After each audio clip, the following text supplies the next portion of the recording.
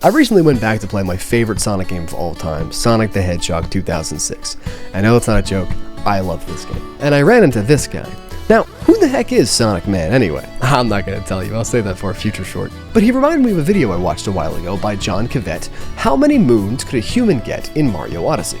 Now, I'm a fit dude like Sonic Man here, and that raised the question, could I, as a human being, beat Sonic 06? Like, traverse the level design. Obviously, Sonic games are designed with Sonic speed in mind. We'll rate each level in the game from walk in the park to not at all. I might actually get further than you'd think, but to make things fair, we need to lay out some ground rules. 1. I am not limited to gameplay mechanics. Just because Sonic can't do something doesn't mean I can't. One thing in John Cavett's video that irks me is that he had to get stopped in Mario Odyssey's Wooden Kingdom because of the lack of ability to possess an uproost to get onto a platform. But, looking at the footage, I was like, dude, that's a trellis right there. You could just as easily climb that. 2. We won't just be zipping from level to level. In Sonic 06, there are 3 hub worlds, Soleanna's Castletown, Soleanna's New City, and the Forest. In those hubs are teleporters that will take you to each stage. If we want to play through that stage, we have to be able to physically get to the teleporter. 3. Obviously, I won't be doing everything that Sonic has done. We're just completing levels. Now, I'll show off bosses if I do think I can actually beat them, but we won't be doing all the side quests, including the town missions. I could probably do the majority of town missions, actually, but they're boring, time-consuming, and not the reason you clicked on this video. 4. Each level will actually change its level design ever so slightly depending on which character is running through it. And sometimes the character will go to an area in the stage that other characters just aren't able to go to. So while we're going to go in the level order of Sonic's campaign, we're not necessarily going to just use Sonic's versions of those levels. However, we're not allowed to swap versions of the stage mid-level. 5. For game design reasons, the first time a character is loaded into a level, he usually drops from a height, or jumps in, or something to avoid him from accidentally clipping through the floor upon spawn. We're just going to start from where the character lands, usually when the player actually gains control of the character. And finally, 6. We're going to assume my wallet has been converted to rings, just in case we need to buy something. And a disclaimer before we begin, I'm going to use Sonic P06 for footage because recording from my Xbox 360 is a nightmare. We start in Soleanna's Castletown. Pretty location, nice people, good food. We need to head over to Wave Ocean though, which is over there. Now, I'm not swimming in that, which is an immediate hurdle, but there is a convenient workaround. As Soleanna is based off Venice, Italy, we can find a bunch of signature gondolas around. This is where rule number 6 comes into play. I'll pay a gondolier to steer us over, and off to Wave Ocean we go. Alright, how far can we... Oh my. Mission failed. The first level in the game, arguably the easiest, actually starts with a drop no human being could go up or down. I have no idea how these beach houses were built. But we might have a chance, according to rule number 4. While Silver doesn't go to Wave Ocean, Blaze does, but her map is just a shortened version of Sonic's, so she's of no help. But Shadow's version of the level doesn't start here at all. Instead, it starts with a jet-powered hang glider section. Now, I can't do that, but hang gliding is a popular enough sport that this section would be theoretically possible with someone more practiced than I, so we're moving on. Once you land, you end up back in Sonic's section, but importantly, after the giant drop. After taking out the monsters from a distance with a gun, I guess, Omega does it, we hit hurdle number 3. I can't use the spring to get up, and I can't climb this wall face either, but we have rule number 1 for a reason. As this is a beach level and we're on the shore, the water is shallow enough that I can simply wade around it. Following the wall puts us here, and from there it's another simple swim to this dock. Sonic might not be able to swim, but as a Floridian, I certainly can. The rest is just walking over docks and shorelines until we get about here. Again, I don't think I'd be able to climb these rock faces, even with height advantage. But conveniently, there are some crates here I can use to hoist myself up. From there, we're teleported to a section where Shadow needs to drive around and hit this switch, which I can do easily. Then comes this jump that I can't do, but the water is deep enough that I can dive in from up here and then swim over to that floaty and then to shore. A spring is supposed to send Shadow up to these bridges where he does platforming to get to the other side of the section, but I can't use the spring like that, nor is there any other place to climb up. But, especially by moving between these posts holding the docks up, I could swim this. I'd be tired by the end of it, but it's definitely doable. And with that, we've hit the goal. Due to the hang gliding section, I'll put it in manageable, but aside from that, it really was just a walk in the park. Back in the castle town, we spawn pretty much besides Dusty Desert teleporters, so we walk 30 feet and away we go. Sonic's section opens with a huge area made of quicksand he and Elise inexplicably use their combined powers to walk on. I can't do that. Shadow's portion starts here as well, but with a hovercraft. We can do that, but the minute he gets to the next area, we hit a gap impossible for us to cross. But Silver's opens in a different location. You start at a puzzle where you have a limited number of pushes to get these balls into any of the 6 holes. That's really easy. Unfortunately, you then enter a platform room with massive waves of sand at the bottom that Silver can fly over, but I certainly cannot. Since we at least managed to finish a puzzle, Dusty Desert gets put into the barely started tier. Back to the castle tower, and we are already pretty darn close to where we need to be. This is a boss fight against Silver the Hedgehog, arguably the strongest base form character in the entire series. Ironically, this may be the only fight we can actually win against, as long as he acts exactly like he does in the actual game. You fight Silver in this plaza, and I need to preface this boss fight with Silver does not have speed powers. Whenever he goes fast, it's because he's literally throwing himself in the direction he wants to go, but here on the ground, he's just as fast as I am. And he stops constantly to focus on picking up the outdoor chairs and tables to throw at you, which takes him a while. And his aim is terrible, by the way. As soon as he picks stuff up, which he always announces, I'm just gonna run over and kick him. This fight hilariously goes in the walk in the park tier. We might want to take a cab for this one, because to get over here, we'll need to drive to Soliana's new city. We'll drive to this corner of the city, and assuming we don't get arrested for trespassing, the teleporter to White Acropolis is in this secret government lab. Sonic and Silver sections both start with a snowboarding track, which, while I can't snowboard, again, Floridian, others certainly can. But what those others couldn't do is make, let alone survive, this impossible jump at the end. Shadow doesn't have this impossible jump, but he does have a large gap in the middle of his level that we can't jump. But look over here, we can climb up and walk around it. Eventually, we'll get to a point where we need to activate this switch. Even being almost twice the height of Shadow, I'm not sure if I'd be able to reach this, let alone have a good grip for when it pulls me up to be able to swing back and forth to land up here. Now we're kind of stuck because our puny little human bodies can't homing attack chain our way to it. Fortunately, it's exposed to the elements, so with a well-aimed snowball, we can unlock the door and we're moving on. Unfortunately, it doesn't matter much because we move to a section with Rouge where we need to climb up these sheer, icy rock walls and then fly over bottomless pits. As we've managed to get into the second section of 3, however, White Acropolis goes into the halfway done tier. Both Crisis City and Flame Core don't have teleport points, as in the story we get time traveled here, so this will be the exception to rule number 2. Crisis City is arguably the hardest level in the game for us right off the bat. There's a reason Silver is one of the only people alive here, because he can fly. Both Sonic and Shadow start with grinding down this long rail, and even if I could slowly and terrified shimmy down the thing, we're immediately presented with an impossible jump. Ironically, we can make the most progress in Silver's version, as it starts on the ground. We're able to clamber up some rubble and make relatively easy jumps to get to the first checkpoint, but then we're stuck. We can technically make it a little further by going instead to the left here, and by carefully climbing up this fallen slab, we can make it up to the next jump. Not that it amounts to anything, we definitely can't go anywhere from here. But the fact that we made it to a checkpoint means Crisis City does not go in the bottom not at all tier, but instead, we barely started.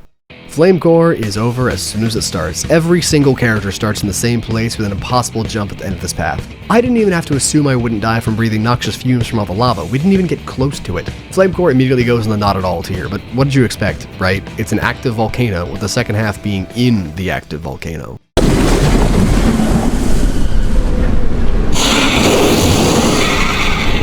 Surprisingly, this one actually might be possible. The platforms are really close together, so getting around isn't all that difficult. Dodging the meteors isn't hard because you can see their trajectory from so far away, and to damage him, you just gotta punch him in his eye, which is just a matter of baiting him over by smacking these floating rock balls. Both the rock and his eye are within smacking distance due to how close he gets. I still might have to jump, but I'm certain I could hit him. The only part of this fight I'm a little concerned with is to get the final hit, you'll need to hit his eye again, but this time is when he's over lava, not a platform. Luckily, the floating rock balls break after a while, meaning we have tons of throwing ammo. One good throw and we're moving on. I'm gonna put Iblis Phase 2 into manageable since any hits taken during the fight would be lethal. Still in the new city, the train station housing the next teleporter is only a few blocks away, so we walk down the street and into the next level. Silver's is impossible due to a jump I don't think I'd be able to make, but even if I did make it and swing to the platform, there's no way I'm getting past these pulleys fast enough. It's weight-based, and I weigh a lot more than these little dudes. Sonic and Shadow's version of Radical Train both start over here, but quickly hit a dead end. Even if we were able to use these wires to climb over, that's a dead end too. But we're not done yet, because we're gonna use our noggin again. Like the crates in Wave Ocean, the snow in White Acropolis, Radical Train set dressing gives us all we need to get over this hurdle. Behold! Rope and boards. It's not that far to the train tracks, so we can build a short rudimentary bridge and walk across. Now, you see the stage over there? We can't make it through all that platform, but don't worry because we have something better in mind. That's right, we're gonna cheat. We're just gonna follow the tracks to the next stage, entirely bypassing the section. The intended path meets up with us again right after, but we're gonna stay with the train. In fact, given how slowly the train moves in these stations, we're gonna go ahead and get on the train. The train goes into a tunnel and comes out to a section where Shadow is supposed to ride his motorcycle, and if he can use a motorcycle, we can ride the train. We're gonna keep riding it on these bridges until it meets back up with the intended path. Now, Shadow blows up this train to finish the level, but we're only seeing if we can physically make it to where our level ends, and seeing as though if the train goes to the end of the section not destroyed, you have to start all over, and because it's where Sonic's ends as well, that's this level's finish line. We were able to ride Eggman's train to the end of the level, but it's not a big deal as the Soleon Express comes through here all the time anyway. Radical Train goes in the manageable category. Alright, now we've got a long walk into the Soleana Forest.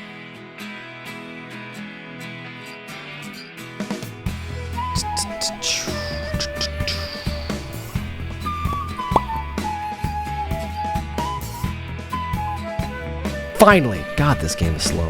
This island has the teleporter on it. Sonic's version of Tropical Jungle literally starts with him going, "Let's run straight up!" So that's out of the picture. The other two hedgehogs go somewhere else. Shadow doesn't actually go here, Rouge does, and while she shares the level design with Silver, she needs to find keys around to lower a barrier. We don't want the barrier, so we're gonna go with Silver's. I don't want to go in this water, but we're gonna have to swim. Luckily, not terribly far, because around this corner is a giant turtle that will happily take passengers around. He takes us a pretty good distance before we swap to turtle friend number 2, and then he takes us to this area, but I don't think we'd be able to get up from its back. We're instead going to swim to the right to these two pillars, specifically because of the space between them. If we're able, we can put our back to one side, our feet to the other, and shimmy our way up to this platform. Unfortunately, seeing the goal is about as far as we can get, because there doesn't seem to be any other way over. There are these large pillars with thick engravings all the way from the bottom, so a professional free climber technically might be able to scale it, but it's so slippery I don't think you'd be able to jump from the pillar to the race section afterwards. I suppose it might be theoretically possible, but we're gonna put Tropical Jungle into not quite. Getting to Kingdom Valley's teleporter is a bit difficult. It's not inside this building as I initially thought, but instead on top of it, with the only way up via Eagle. Shadow, however, teleports up there, but instead of with Chaos Control, he does it with a warp point the game uses sporadically. We can take that too. Zips us right to the teleporter, and in we go. Sonic's version hits a dead end immediately. You can go a little further in Silver's version by carefully following what's left of the staircase, but without a psychokinesis to open the bars, you're stuck outside. Shadow's is like his Wave Ocean section with his signature rocket-powered hang glider. So we're gonna pull the same cards we did then and say someone in practice would be able to do this. But of course, once we land, we hit another dead end at a locked door. The locked door can be opened with 3 keys Rouge needs to scour the ruins for. You might have expected this. Kingdom Valley is kind of a no-go. Tight ropes, crumbling ruins, slides made out of actual wind.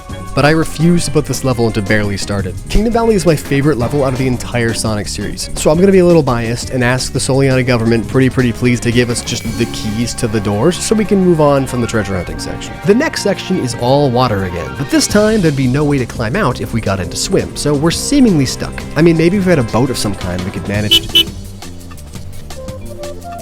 In this section, you shoot down some robots hovering just above the water surface, with any stray bullets causing the ruins to come crumbling down, potentially on you, but we're gonna knock one of them down on purpose. Let me let you in on our little secret to success. I love Sonic P06. It's really good. But that's actually our current issue. It's good. It's fixed. Everything works the way it should. We want the hovercraft that doesn't work the way it should.